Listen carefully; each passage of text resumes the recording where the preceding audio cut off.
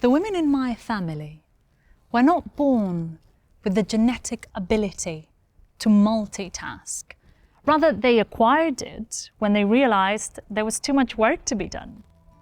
Being a modern woman in the 80s, which is when I was born, basically consisted of having a job, which meant you worked full-time in the world. But the women in my family had always worked full-time at home. Some of them hired poorer women to do some of the work, being therefore promoted to a managerial position in their home job.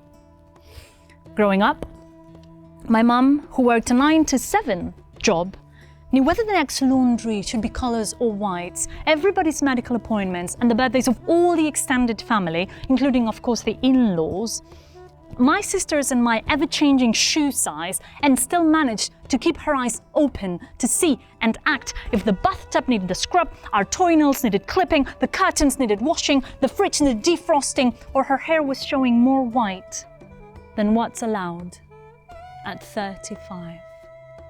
On her own, she planned and cooked all the meals for my father, my sister, my half-brother, who wasn't even her own son, for herself and for me, which I took forever to eat. Sometimes, by the time she got to the table, the rest had already finished their food.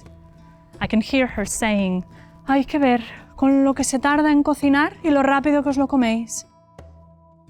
On her own, she booked all the holidays, all the getaways, all the "where can I leave my children this time?" She removed lies from our heads. She chose our after-school activities. I remember her asking the chemist, "¿No tiene algo que me sustituya una comida para cuando no me da tiempo a comer?" And being offered slimming products, which she had to turn down because, like me, she had never felt the right to occupy much space in life. My father knew my name and my sister's name. The saying was certainly easier because we all had the same. Our ages, though, as well as our school years, escaped him, you see, because they changed every year. But I'm here to talk about money. In 1990, when I was 5, we moved to La Champla, to a new flat, more fitting to my father's position. Flats were affordable then, but still the financial help of my mother's parents proved incalculable.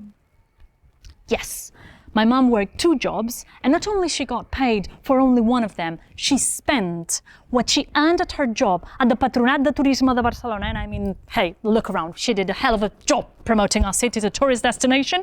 She spent that money on her other job.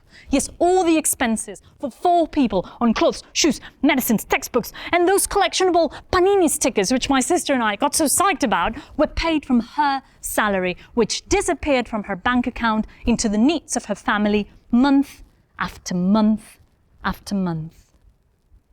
My dad bought the press on Sundays and the cars. His money, like his time, was too important to be linked to the trivial matters of life. So he had a pension and invested his money on things I have not been taught to understand. In the 2000s, when my mum gathered the courage to finally leave my dad, it took 7 months and a half for his law firm to collapse. I thought, yet another invisible, unpaid task my mother had been doing in the dark. In 2018, that very tourism, which my mum had worked so hard to bring to her beloved, once ugly Barcelona, pushed her away.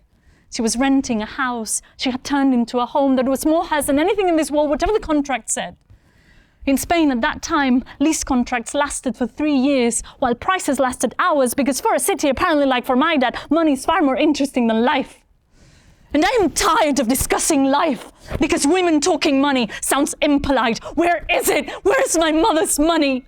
I wear what's owed to her like a stone in the center of my womb. The women in my family were not born knowing how to multitask. They have worked so hard at life so that you could shine in the world. Tis owed, why does your debt weigh on us? Am I summoning up the rage it takes to ignite that stone I refuse to pass on to my daughters still to come? Can this ignited stone called poem shine bright light on the work that has been done, unpaid, in the dark? Can I?